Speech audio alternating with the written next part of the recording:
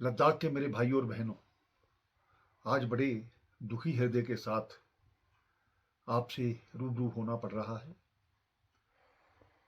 हम जानते हैं कि लोकतांत्रिक व्यवस्था में अपनी बात कहने का सभी को हक है और कहनी भी चाहिए।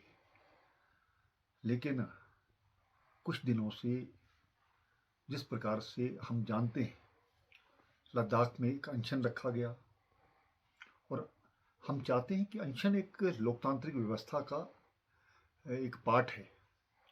लेकिन पिछले एक दो दिनों से जिस प्रकार से लोगों को भड़काया जाना, नेपाल और बांग्लादेश के साथ उसकी तुलना करना, कुछ लोग हम आने वाले समय में आग लगा देंगे, ये कर देंगे, पोलिटिकल पार्टीज़ के ऑफिस को करेंगे, लोगों के घरों में जाकर के उनको मारेंगे। ये कौन सा तरीका है? इस प्रकार के जो तरीके हैं, इसको हम लोकतंत्र की व्यवस्था के खिलाफ मानते हैं। हम जानते हैं पिछले दिनों से जो एक मांगों को लेकर के बात चल रही है, केंद्र सरकार द्वारा इसकी बात मानी गई और ये कहा गया कि बातचीत को दोबारा से शुरुआत की जाएगी। हमने तो कोई नाम तय नहीं किए, नाम आपने तय किए और ये भी तय हो गया कि इस दिन हम बात करेंगे। लेकिन उसके बावजूद वहाँ पर आकर के एक ग्रुप आता है, धरने में जाता है, धरने के बाद निकलता है और आकर के जगह जगह पर आग लग जाती है, पत्थरबाजी होती है।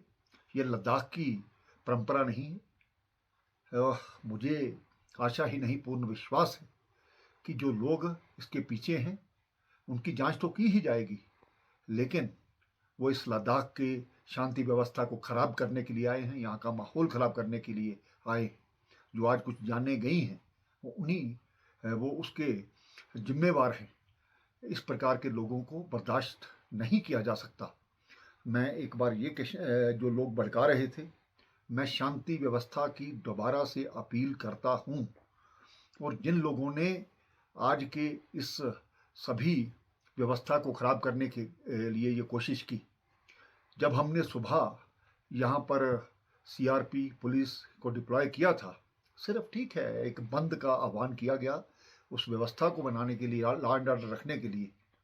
वहाँ पर हमारे सभी जो पुलिसकर्मी हैं उनके हाथ में लाठियाँ दी गई थी, लेकिन सीआरपीएफ के लोग गाड़ी के बीच में बैठे हैं और उनको जलाने का प्रयास किया जाता है। ये कहाँ का इंसाफ है? क्या हम अपने जवानों की जान इसी प्रकार से जाने देंगे?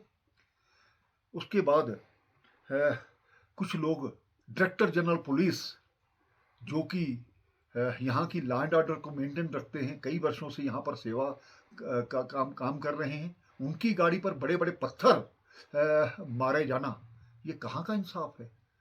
क्या इसके पीछे कोई साजिश करने वाले लोग नहीं हैं? मैं लद्दाख के शांति प्रिय लोगों से ये कहना चाहता हूँ, आप इस चीज़ को समझिए। कुछ लोग अपने मफाद के कारण से पूरे लद्दाख की जो सुरक्षा व्यवस्था है उनको खराब करने का प्रयास कर रहे हैं।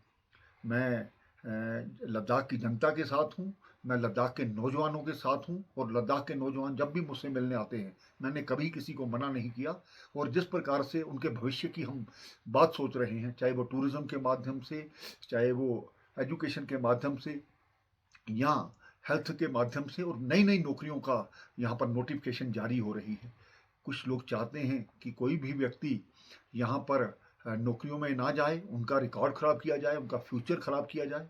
क्या उनका जो पुलिस का रिकॉर्ड है वो ख़राब नहीं होगा?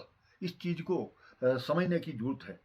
और मैं एहतियातन तौर पर हमने कर्फ्यू लगाया है। उन लोगों को भी बख्शा नहीं जाएगा जिन लोगों ने यहाँ पर माहौल ख़राब किया है। और मैं आपके माध्यम से भी ये कहना चाहता हूँ कि यहाँ पर लोगों की जो इन्वॉल्वमेंट है इस शांति व्यवस्था को बनाने में होनी चाहिए। हमारी जो रिलीजियस लोग हैं, हमारे जो राजनीतिक पार्टियाँ हैं, मैं उनसे भी अपील करता हूँ कि इस प्रकार के जो लोग जो उनको चिन्हित कीजिए, आइडेंटिफाई कीजिए और उनको रोकिए।